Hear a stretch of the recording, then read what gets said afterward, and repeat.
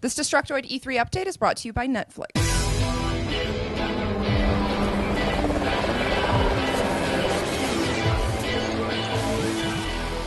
Hey guys, Max Scoville here. I'm at E3 and I'm at the Activision booth, and I just had a chance to check out Call of Duty Modern Warfare 3, which is arguably going to be a big game when it comes out, because a lot of people are probably going to buy it.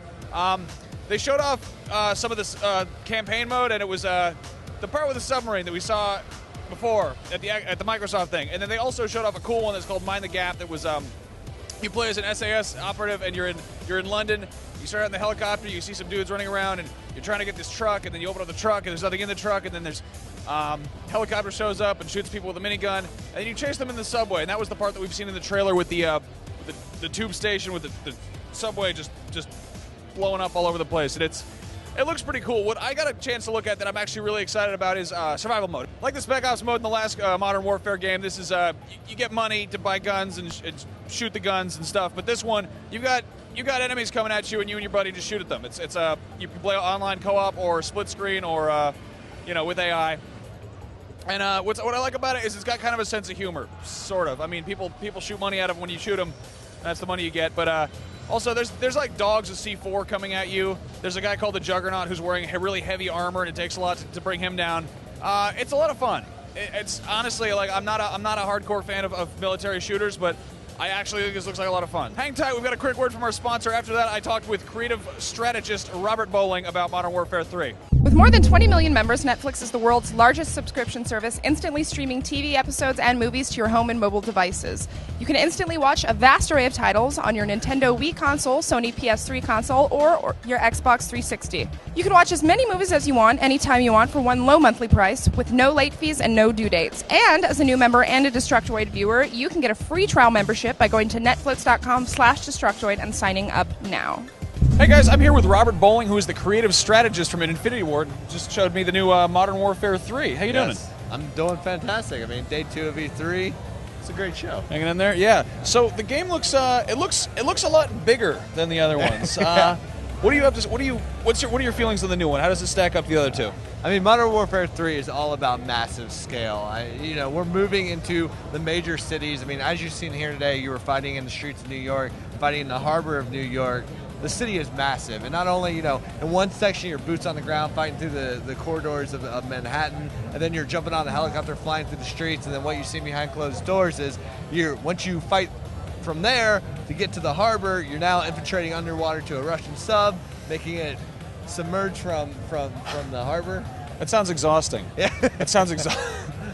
So your role in this as a creative strategist, what do you do exactly? Well, I work at Infinity Ward. My job is I'm a lead in the company to work with all the departments and make sure that I'm the liaison between, making sure we're going in the right direction. That what the fans want is in the game, that we're representing that back to them. Making sure that our design philosophy as a whole is on point with what the expectations of our fan are and the expectations that we put on ourselves. Cool.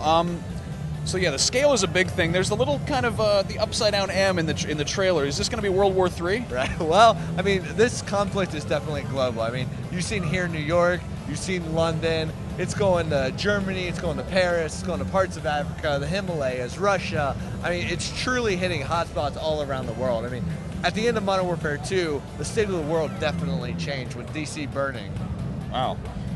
Okay, so this is the 8th Call of Duty game. There's probably going to be another one. Do you think it's going to be a Modern Warfare title? Is this like, I mean, this doesn't seem like it's going to be necessarily the peak of like World War III. Do things get resolved? Can you say anything about that? This is kind of big questions, but I'm putting them out there. Yeah, well, from a design standpoint, we definitely take it one game at a time. We put all of our focus into the game that we're working on, and right now that's Modern Warfare 3. From a story aspect, this is definitely a payoff for all the fans who have invested all these years into the characters, into this escalating conflict that is Modern Warfare. It really seems like it. Obviously, I mean, Modern Warfare, its strong point and it's what's kept it around is the multiplayer. But It seems like with this one, it's really like this is where the shit's getting real. Like this is very. It seems like it's pushing the story. So maybe this is a touchy subject. What's your stance on Battlefield 3? Did you take a look at that? I look at everything that's coming out of this Yeah. game. I mean, there's so many good games on the floor this year that I'm looking at everything. I've seen what they've shown. I mean, DICE always delivers. They're a fantastic developer. Yeah. Is there anything you think fans would really want to know about that hasn't been addressed? Is there something that's kind of like a sleeper fact about Modern Warfare? Well, it depends, because Modern Warfare 3 is so massive, and it's something for everybody. We're bringing that massive cinematic campaign for the people who love the story and that solo aspect, and then we're bringing in Spec Ops, which is our co-op mode in Modern Warfare 3, and we're adding in a new mode called Survival that has endless waves of enemies that get increasingly more difficult. You can play them on the multiplayer maps. There's progressive ranking, matchmaking, so you can get in there.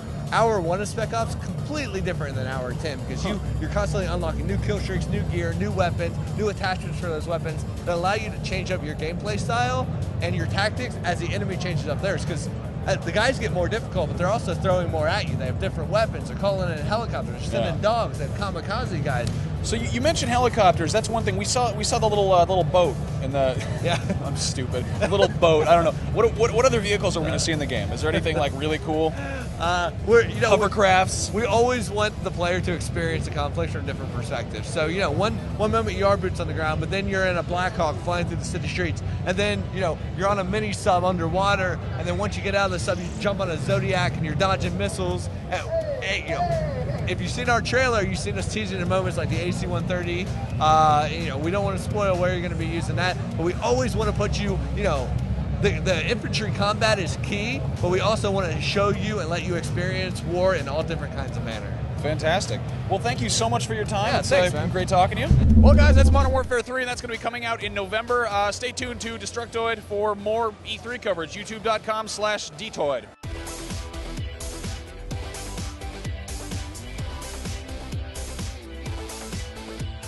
For the latest and greatest in E3 coverage, be sure to check out youtube.com/Detoid, where we'll be posting several videos a day all throughout the week.